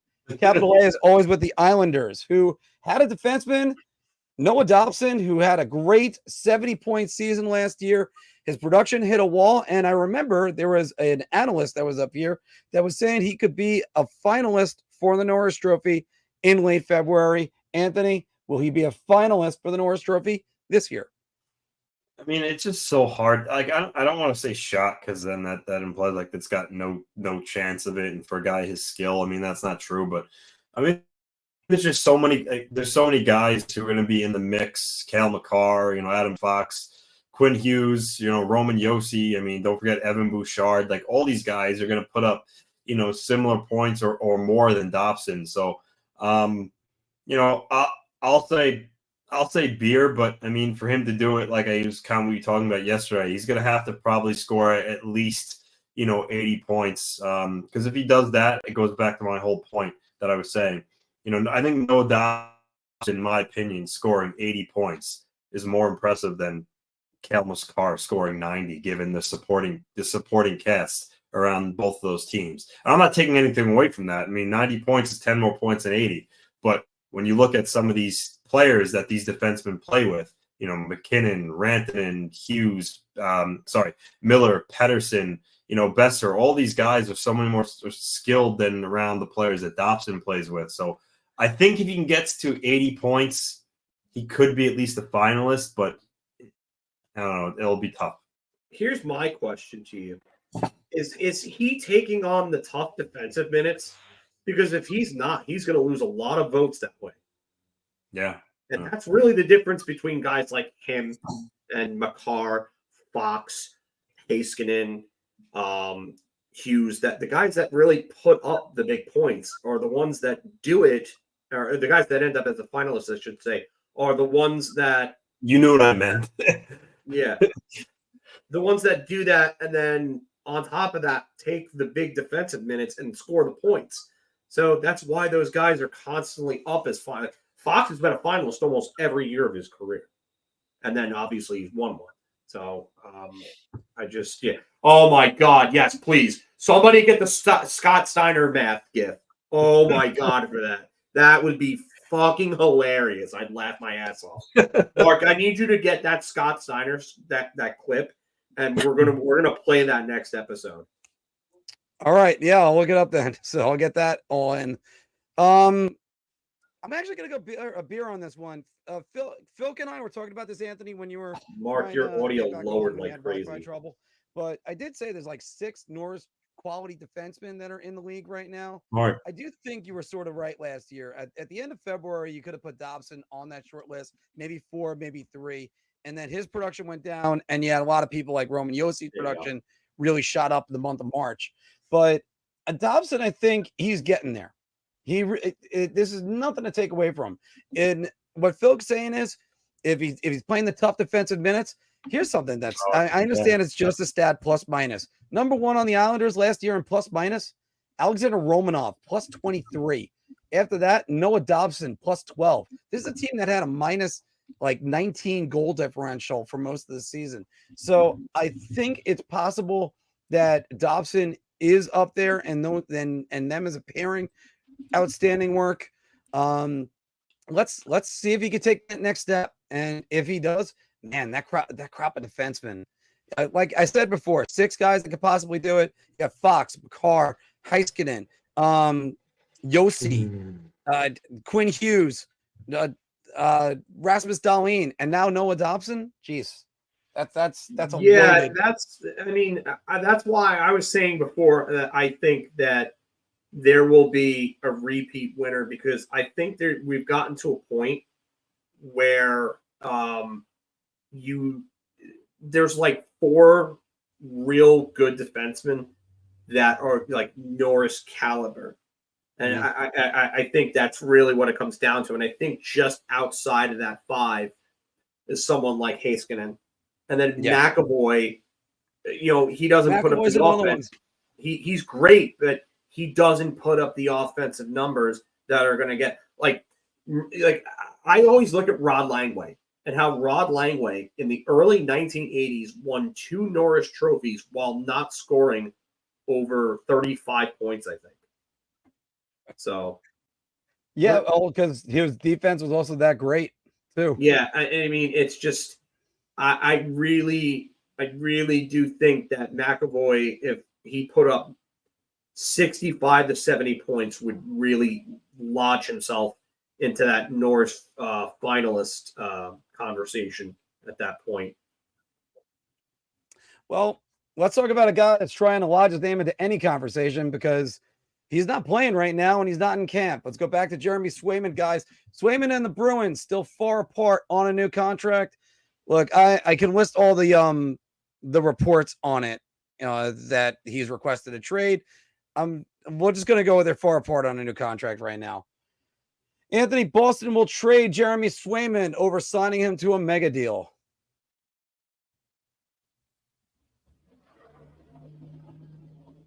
And I think Anthony froze again. Yeah, I think he froze again, but I'll step in. Yeah. I think this is a beer because I ultimately think he resigns, but there is a distinct possibility where he gets traded at this point. It depends on. We're talking about egos right now. We're talking about egos and personalities and putting feelings aside now at this point and doing business. Can these two sides do that? That's really the question.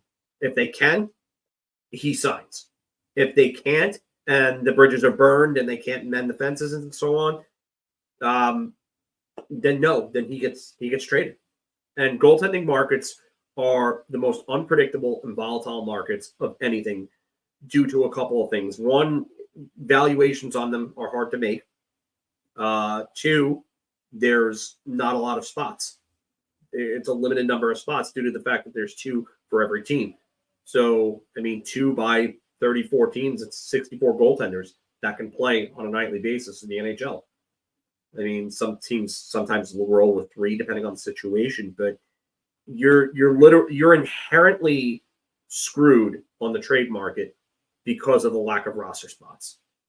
So now Anthony is messing around with backgrounds. Well, I kind of like this background though.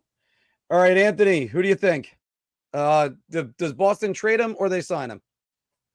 Oh wait, Phil, what'd you have? I'm going to give up here. I said beer. Anthony, go ahead. Anthony, What? go ahead. Yeah. Oh, you never know when it's gonna. I thought I was. No, I think he's gonna be traded. I think the Cam Neely comment really rubbed him the wrong way. I think this is the guy that thinks that he deserves to be paid as one of the higher paid goaltenders in the league. I mean, it seems like the Bruins don't want to go over 8. I think he wants a little over 8. And I don't know. I just something I could be wrong, but something just tells me after what transpired a couple of days ago that Boston's going to trade him. You know what? I'm going to go shot only because I think they're going to sign him. And I'm not even going to play with the other stuff because if there's any time to do a power play like this, I think you picked the right time. They already traded the other goaltender that was capable of being the starter. Jonas Korpisalo isn't going to do that. And then where does that leave you? Yeah, I don't think they're a playoff team with Jonas Korpisalo in that. Yeah, I mean, they built up this decor to help him, and now he's going, all right, pay me more money. I don't think he's going to 10. I don't think he could get 10, but if he does, without playing 48 games in a season, that is absolute lunacy. Yeah. Phil, we talked about the last dance being for the New York Rangers and their core.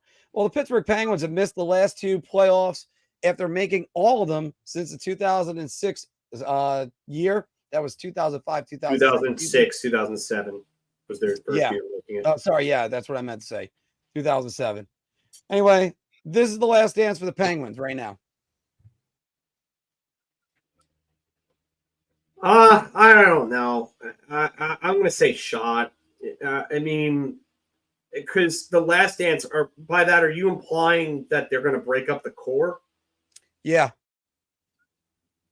I don't know if they can. I mean, those contracts are not good. I mean, Crosby aside, Crosby is a great contract because he's still going to score 85 to 95 points a year until he's probably like 45, and he's going to haunt every Ranger and Islander fan for the rest of our friggin' lives. But yeah, I just don't see how they move Malkin. I mean, Malkin is going to be a tough move.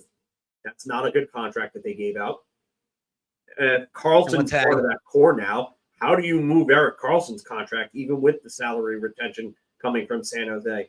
Letang is another one. He's going to start to fall off real soon. And I mean, he's had his fair share of injuries and health concerns over the years. I just don't see how you move those contracts. I don't know if Malcolm would even want to play elsewhere. Same with Letang. I mean, they may just want to go down with the ship and be happy because they have 3 Stanley Cups. What the hell do they care? I mean, they have families. They may not want to uproot their families. They may just be like, hey, you know what? We're in this until the end. So move everybody else. We'll stay, and we'll just play hockey for the end for the rest of our deals. And that's it. Phil, I'm going to go shot on it too. I proposed this question, and even when I was doing my research on it, I'm like, this ain't happening. There's no way that this is happening. I mean, the only thing kind of more shot on an idea is that we're going to have good Wi-Fi the rest of the day for Anthony.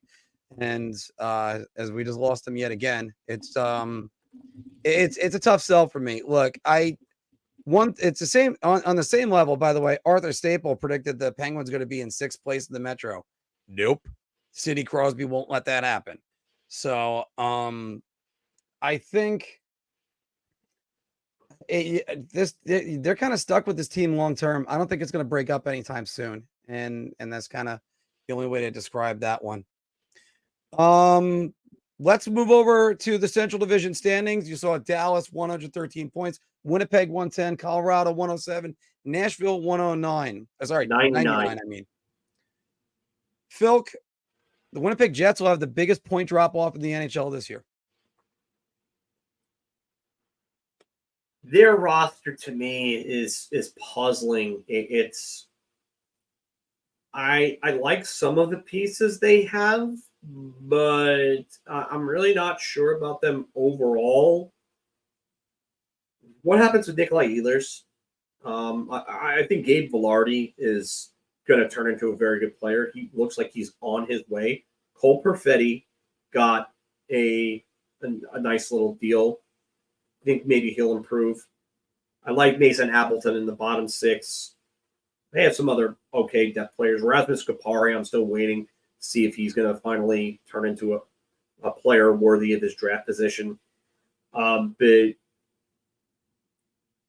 I mean, they lose Brendan Dillon, and they really didn't do a whole lot to replace it, so that defense definitely has taken a hit. I'm going to say Beer because I think there will be a drop-off there. I don't think it'll be the biggest. I think St. Louis is probably going to have the biggest.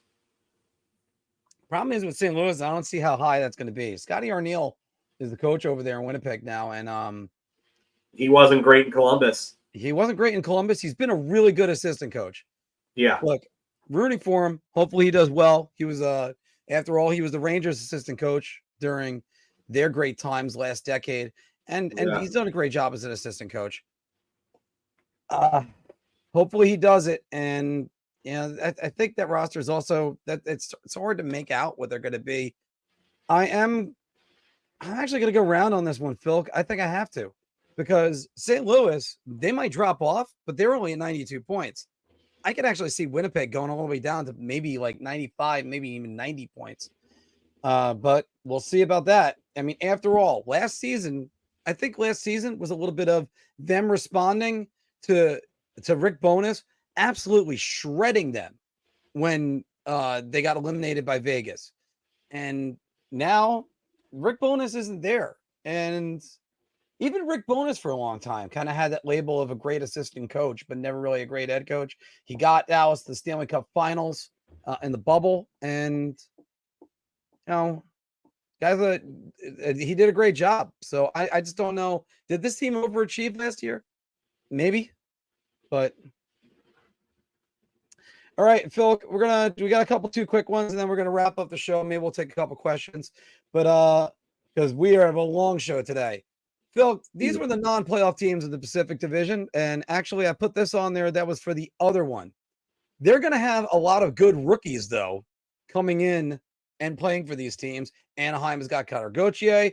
I mean, San Jose is basically all rookies: Celebrini, Will Smith, and Yaroslav Askarov. But don't forget Dustin Wolf up in Calgary. The Pacific will have the Calder Trophy winner. Obviously, I have to say shout on this because, after all, if I during the main show I predicted it was going to be Matvei Michkov winning the Calder Trophy, Phil, I go to you. I'm gonna have to say beer because I think I said Logan Stankoven. You did.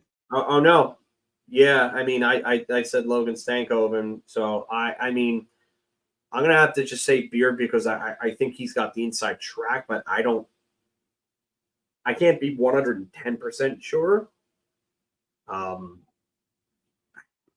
I will say this. I do think there's greater odds coming from the Pacific than some of the other divisions. I'd say the best odds. Yeah. I mean they have a lot of candidates. I mean, between Stankoven and Bork on Dallas. I mean, the 3 you mentioned before in San Jose, then Cutter Gauthier obviously in Anaheim. Anaheim also has Olen Zellweger, who could end up being somebody that could factor into that discussion. I do like the young players that are coming out of that division. I'll tell you right now, they're going to be exciting to watch. So there's a bunch of players on a bunch of different teams in that division. So yeah, I'm going to say beer just because I think they have a lot more than some of the other divisions. But and yeah, my pick is Pacific. So. Yeah, and remember in the main segment, Anthony also said Logan Stankoven was going to win the Calder Trophy. Last one for the Bar Talk, Phil. Patrick Laine. What the hell am I saying? Sorry. What? My pick's from the Central, not the Pacific. Okay. Yeah, but you still put up the beer just in case. Yeah. I was officially rolling it out. I really believe Matvei Michkov is going to be there. But the Canadians' Patrick Laine out 2 to 3 months with the knee hit on Saturday. Phil, the NHL also saw Kirby Dach get a hard hit last night. Tim Stützle got cheap shot last night. I understand his stick hit his face, but he was checked and his stick hit his face, and it was very late, and it was not a good-looking hit in live time. I don't like it. But the NHL needs to do better to protect these players in the preseason. Get the hoop. Yep. 100%. Get the hoop. This is an easy layup. This is an easy round. I just don't understand how this is probably the dirtiest preseason I think I've seen. I mean, the last time I remember preseason where a notable hit where a player was really roughed up was years ago when Calgary and the Islanders played a preseason game in Calgary, and Dion Phaneuf absolutely destroyed a then to be rookie Kyle Okposo. Yeah. So, and you usually don't see these types of hits in the preseason. You see players playing hard and the guys who are fringe NHLers trying to impress teams. It's gotta. Listen, I agree with your little rants on George Parros. I do. I don't think he's fit to handle this job. I don't understand how you can have a guy that did these types of things and fought all the time as somebody that for the head of player safety. Like, someone needs to come in and needs to clean this up. I think it's sort of like having Hannibal Lecter or Jeffrey Dahmer in charge of a buffet. No. No, that's not the answer. And look, it's one of those things, Phil. I just shake my head on this. You're worried about whether or not you got to suspend Wi-Fi. Kirby Doc has had concussion problems in his career. I turned around and I showed the video clip to my fiance, and she was like, "Oh my god, the way his head whipped and his injury history could have just finished him off." No, they got to do more to protect these players. Now, granted, you want stars to be playing because you want people that are going to be paying basically nearly regular season prices to go watch the games, and you want guys that are going to try to make the team in there, and also your goaltenders need to get ready. You can't just eliminate the preseason. So let's take that one out of here. So now what we're left with is then guys that are taking outright runs. Look, Wi-Fi took a run and he did that in response to Ridley Grigg taking a run at Kirby Doc, and that's where can't be doing that. No, it needs to stop. It really does. And I think the simplest way to do it is don't suspend them preseason games. I've heard that come up. You got to suspend these guys regular season games, and you got to hit them harder. Oh yeah, absolutely. Just in general, you got to hit them harder. Like they got to this has got to stop going. I understand the CBA has got a lot to do with it. Like the max they can be fined is $5,000 unless they're Rafi Torres 10 years ago. That's a joke. Yeah. No, that's the PA being protecting their players, and I don't like it. It's an absolute joke. I'm sorry, it's a joke. Yeah, but one thing I never understand about this, Phil, is it's always the PA protecting the player that hit the guy, and not the PA protecting the player that got hit. No. So I listen. I don't understand it either.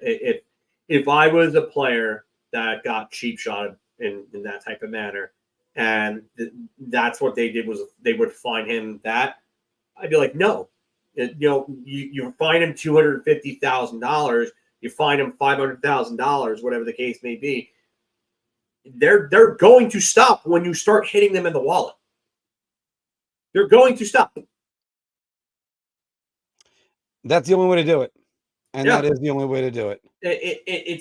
You let guys like Rafi Torres headhunt and run people for years. Matt Cook got away with doing what he did for years. Jarkko Ruutu was another one who played on the edge and did a lot of things that were dirty and a lot of cheap shots. You can't continue to have guys like this running around taking cheap shots at players. I mean, Eric Lindros, when Eric Lindros hit the ice with Stevens, he's another one. He went down like a crumpled heap. And you know what? You could say, oh, well, Eric Lindros lived by the sword, died by the sword because he was dirty. But you don't want to see players like that hitting their heads on the ice. You know, I don't like it. I don't think it's necessary. I don't think you get anything out of it. It's not hockey. It's just not. Yeah. I mean, look, the game's kind of passed it by. You got to let the skill guys do their thing. And that's the way you expand the game. It's not just goonery. And look, I also almost have to empathize with was it Aber wife? I never remember what Wi-Fi's real name is. So Arbor Checkeye is his. Thank you. Like it's just he's got to respond to that because the other thing was happening. All right. Phil, how are you doing on time? Probably have to get going with like in a couple of minutes or so. Yeah, because I got dinner. I gotta. Yeah, I mean we could just cut it then because Anthony's not going to come back. So. Well, anyway, yeah, let's cut it right there, Phil. We're gonna cut it at night. Anthony, we're gonna do Puck Doku another night. So, guys. That's everything for the show tonight. This was our supersized show to start the season. If you haven't checked it out, I have a video up about the 5 teams that I'm predicting are going to cause trouble for the New York Rangers and go after Igor Shesterkin. So get ready for that one. Check that out. That was as right now on the page. Keep recommending us everywhere, guys. We're going to be, this is our 5th season covering NHL hockey. Rangers was started as just the Rangers, and then Anthony came in and changed all that. Thanks a lot, buddy. And Yeah. so yeah, and now we got the entire league that we're going with. Although Phil and I started talking about the entire league soon enough, I also kept saying that I think the Maple Leafs were going to be the big thing. So I thought they were going to win the 2020 Cup. How wrong I was on that one, Phil. How wrong I was. All right. Anyway, guys, thank you very much. And we will see you guys next week when it's Rangers opening night and there has been games already played.